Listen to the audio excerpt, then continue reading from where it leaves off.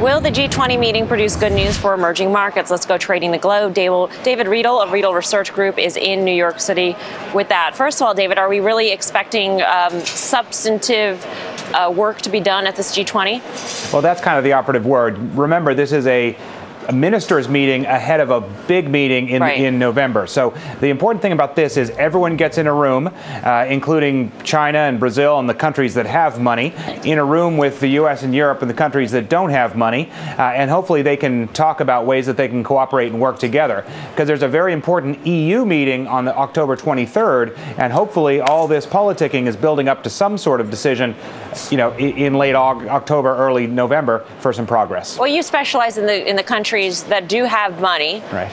So are these countries willing to give some of their money to the countries that don't have money? And could that be good for those emerging market countries? They certainly do have money, but they have their priorities in a certain order. They worry about themselves first and everybody else second. So where there's a selfish interest for them to make sure that, for example, in the case of China, Europe is their largest trading partner, they want to make sure Europe stays relatively healthy, but not at the expense of their own domestic economy. So they want to look after number one first, but they do want to help out globally because that is part of their success. So where would you recommend investors sort of play this aspect? I mean, would it be, for instance, commodities, or where should we go? The highest beta or the highest return things you've seen on the upside are Brazil and commodities. So if we start hearing whispers that you're going to get a rebound or going to get movement towards a decision or some progress, you want to buy the big ADRs of the big Brazilian names like Vale, V-A-L-E, the iron ore name, also the oil company Petrobras, PBR, and the sort of broader emerging markets. There's an MSCI Emerging Markets Index that gives you pretty broad exposure. You want to be nimble, though. You want to buy on the rumor, and if it gets to it, sell on the fact. So I don't know if you want to hold this stuff forever, but if you want to trade going into this, I'd go long some of those high beta emerging markets plays. All right, David, good to see you. David Riedel of Riedel Research. Ishwar Prasad is the Brookings Institution New Century Chair in International Economics and also the former IMF China Division Head. He is joining us from Washington. Ishwar, always great to have you on the program. And let me first tackle the IMF issue, because that is where your career is and your history is. This idea of China, Brazil, or emerging market countries possibly expanding the funding base of the IMF, is that a good idea? The first question is, why are they doing this? It's because ultimately problems in Europe, especially if it blows up in our face, could be very harmful for the emerging markets. Take China, for instance. If Europe has a deeper trouble, their exports to Europe are already slowing down. It weakens the euro relative to the dollar, which makes Chinese exports less competitive all over. So they're very keen to avoid this, and they have a lot of firepower. I think the notion of adding firepower to the IMF is certainly very helpful in the present circumstances. Ultimately, this is a European problem that they have to solve. But having a backstop, a large amount of resources would be helpful. Now, the reason the emerging markets want to do it this way is because it doesn't play very well domestically for them to say they're giving money to save Europe. But if they're giving it through the IMF, if they can get more leverage at the institution, if the money is better protected, that might make more sense. So I think there are some legs to this idea. So politically, then, Ishwar, you're saying it's much better for them to use a go-between than to just go in there and buy up sovereign debt directly from Spain or from Italy or from whichever country. Yeah, not only would buying debt directly be riskier, it also doesn't play well at home for the reason that the foreign exchange reserves, which should be used for a lot of the IMF recapitalization, is thought of as being built up by the sweat of the brow of the Chinese workers, for instance. So the notion of using that money to protect profligate Western governments, the US and the Europeans, from their own troubles doesn't play well at all domestically. But this is a much safer channel, both in terms of keeping the money safe, because it would go through the IMF, and the IMF would impose conditions when that money is used. And I think also it makes it much easier for these countries to be giving money to the IMF rather than to an individual country. But Ishwar, that money doesn't come free. I mean, what would the Chinese want in return? What would the Brazilians want in return? Well, actually, for these countries, it's not that big a deal because they can just take some of their existing foreign exchange reserves and put it in the IMF. So it's not that costly in a sense. But it could be costly in the sense of the IMF having to provide additional power to these economies within the institution. Now, of course, the emerging markets have already gotten an increase in voting power. They're looking for a lot more. And this could be a way of trying to make a strong push for that. Right, and wouldn't it also complicate, though, the IMF's role in trying to work with the ECB, with the European Stability Fund, in trying to resolve this debt crisis? Doesn't it complicate it as well? Well, there are two ways it will affect those negotiations. The first is that with additional firepower, I think the IMF will be in a much more credible role to play a big part in the European rescue process. But the other problem which some people have talked about or started talking about is that potentially, if there is more money coming from the IMF, it might loosen the pressure on Europe a little bit. Europe has largely taken the strategy of kicking the can down the road, hoping that they can buy some time. If they can buy some time and there is more money backing them up, who knows if the Europeans will get serious about reform as they really need to. Right. There's always so many questions about their political will to reform and to resolve this crisis. Let's turn quickly, Ishwar, to the G20 meeting in Paris. What do you expect is going to happen from here? I think the two big issues on the table are going to be the European debt crisis and the increasingly strident currency wars between the US and China. Many of the other emerging markets have moved a little bit to the sidelines because they're not facing the pressures of capital inflows like they were a few months ago.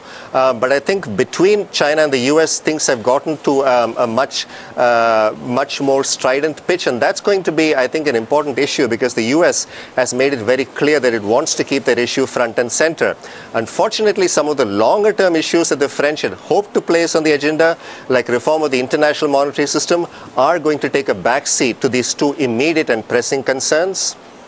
Right, and there's a lot more immediate and pressing concerns, and there's also some meetings scheduled throughout this month and up next to the next G20 meeting. Ishwar, how much progress needs to be done? I mean, how do you measure success from now until, let's say, November 3rd and 4th when they meet again, when the G20 leaders meet again? I think what the French President Sarkozy is probably hoping to do is what Gordon Brown did at the London G20 summit, which was seen as a historic event. Perhaps he would want to stand up and say that there is a big rescue package for Europe that has been put together, first of all, through the EFSF being ratified and with a large amount of money behind it, and second, with the IMF having gotten much more money. So if all of that adds up to a grand number, that I think will be seen as very important in staving off a worsening of the European debt crisis. So that would be progress. Now, is it really progress in solving the underlying problems? There I'm far less optimistic because each country is going to have to do a lot more within Europe. And on the currency wars, I think if there can be some cooling of temperatures, that will certainly serve both of these countries well and reduce one additional element of uncertainty that is probably going to further hurt the global economic recovery, which is already very fragile. Indeed, already very fragile, and people are very fearful of a recession taking hold around the world without some resolution. Ishwar, always great to see you and to have you on the program. Ishwar Prasad, the former IMF official, former China head. From Washington to Paris, where optimism is growing that Europe is on track to devise a plan to deal with its debt crisis, and we mean it this time. Group of 20 finance ministers are meeting in Paris today and tomorrow, and U.S. Treasury Secretary Tim Geithner is there, where he sat down for an exclusive interview with our own Steve Leishman, and Geithner echoed that hope, but insisted that Europe pay for the fix, not American taxpayers. Listen. Europe's clearly moving. If you look at what they've been saying, they're talking about a much more comprehensive package. The financial problems they face in Europe, they're complicated to solve, but they're well within the resources Europe has. And Steve is with us live from Paris, France. Steve, all right, can you take us through some of the specifics that might be a part of any debt draft that is beginning to emerge at these G20 meetings? Well, first, they're talking about this stuff at the G20 meetings, Brian, but just a little bit of process. The real, rubber meets the road at the October 23rd meeting of European finance ministers. there's no expectation that an actual decision or a plan comes out of these G20 meetings. However, on background, they are discussing a bunch of ideas that are out there. Some you've heard of, like leveraging the EFSF, using them as a kind of guarantee backstop, using those funds. Another idea that's been out there is some form of an interest rate subsidy where money from the EFSF is used to kind of subsidize for those countries that are paying well above market rates for their sovereign debt financing. Those are some of the ideas that are out there. On the other side, there's also the discussion about using International Monetary Fund money and whether or not they need more. There are discussions going on in background about whether or not they need to give more money to the IMF. But all of that, I'm told, is very premature because, A, most of the major donors to the IMF don't want to see IMF money used till substantial European resources are committed. And second, it's unclear what role the IMF would play. So that's a bit of putting the cart before the horse here, this whole controversy over IMF money right now. All right, Steve Leisman in Paris. I know it's late, so we'll let you go. Steve, send us back some Bordeaux, please. I know the euro's come down a bit. Steve, thank you. Finance ministers and central bank governors of the Group of 20 nations ended their first day of meetings in Paris on Friday. They discussed concrete measures to prevent the European sovereign debt problem from becoming a full-blown global crisis. The meeting was attended by representatives from both industrialized and emerging economies. Japan has sent Finance Minister Jun Azumi and Bank of Japan Governor Masaaki Shirakawa. One attendee from an emerging economy reportedly expressed concern about recent European moves. The participant said that unless the Eurozone deals with the situation promptly, the economy of emerging nations will slow down and a global economic crisis may follow. Ministers from European countries said that all Eurozone nations have agreed to reinforce the emergency fund known as the European Financial Stabilization Facility. They also plan to raise capital by using public funds to stabilize the management of financial institutions. The second session of that two-day meeting is scheduled for Saturday. G20 finance ministers and the heads of central banks from the world's biggest economies are meeting in Paris. They're trying to find a solution to the deepening Eurozone crisis. Well, for the latest, we can now cross live to our correspondent Jack Barton, who's at the EU headquarters in Brussels for us. Jack, this meeting takes place as Spain sees its credit rating cut and in Greece strikes continue. What can we expect from their discussions? Will there be concrete measures or more reassuring announcements? Well, for now, probably more reassuring announcements. As you say, Europe's sovereign debt crisis is set to be the #1 issue at this meeting. There is a growing sense of impatience amongst non-European members of the G20 that Europe has been dragging its feet on this matter. And the things they really want to hear are, they want to hear how Europe is going to shore up its banks, to guarantee its banks. They want to hear how it's going to increase the bailout fund to a figure that's really effective. That's going to have to be at least 4 times bigger than the 440 billion it currently is. They want to know how Europe is going to come up with another bailout for Greece that will really genuinely give the markets some confidence. And also they want to know how they're going to organise a haircut or a limited default for private creditors in Greece. This is probably one of the most contentious issues here in Europe. Germany's pushing for a much bigger haircut, around 50%.